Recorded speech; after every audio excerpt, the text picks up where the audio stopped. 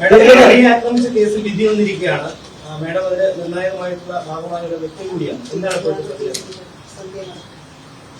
ആദ്യത്തെ കുറ്റകൃത്യത്തിൽ നേരിട്ട് ഏർപ്പെട്ട പ്രതികൾ കുറ്റം ചെയ്തു എന്ന് തെളിഞ്ഞിരിക്കുന്നു. ഗൂഢാലോചന എപ്പോഴും ഒരു വെല്ലുവിളിയാണ്. പ്രോസിക്യൂഷൻ അത് തെളിയിച്ചില്ല എന്നാണ് ഇപ്പോൾ വാർത്തയിൽ കണ്ടത്. തീർച്ചയായിട്ടും ഇത് അന്തിമ വിധിയല്ല. മേൽക്കോടതികൾ ഉണ്ട്.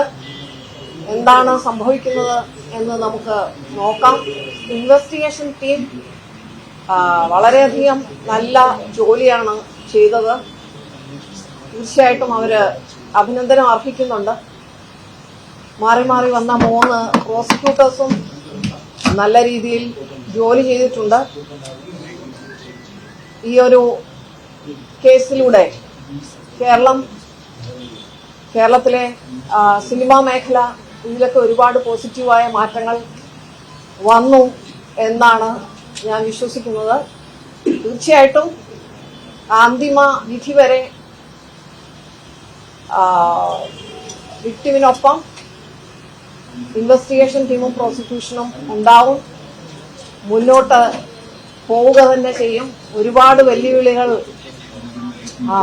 ഈ ട്രയലിൽ നേരിട്ടിട്ടുണ്ട്. അത് എല്ലാവർക്കും അറിയാവുന്ന കാര്യങ്ങളാണ്.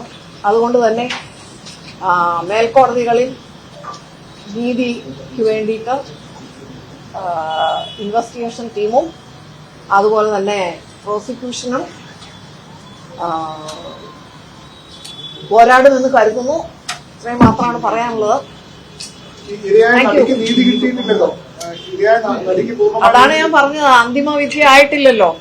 നമുക്ക് കാത്തിരിക്കാം. Thank you.